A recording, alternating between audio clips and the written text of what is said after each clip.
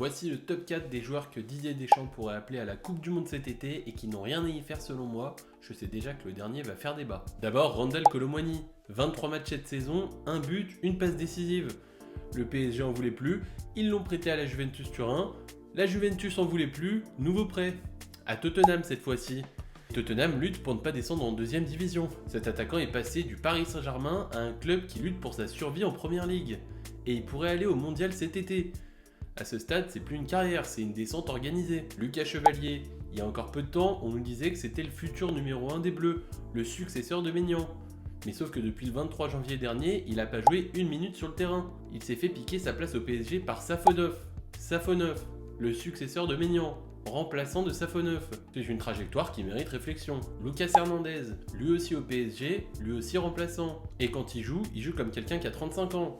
Sauf qu'il en a 30. Chaque match ressemble à un effort de guerre, alors qu'on parle d'un défenseur censé évoluer au plus haut niveau. Dans un mondial, t'as besoin de défenseurs frais. Lui, il arrive cramé déjà dès avril. Et enfin, Camavinga, le prodige, celui dont on disait qu'il allait être hors norme. Sauf qu'au Real Madrid, tout le monde lui est passé devant. Et en équipe de France, Zahir Emery, Koné, Khéphren Thuram sont aussi passés devant lui. Le mec censé être une évidence est devenu une question.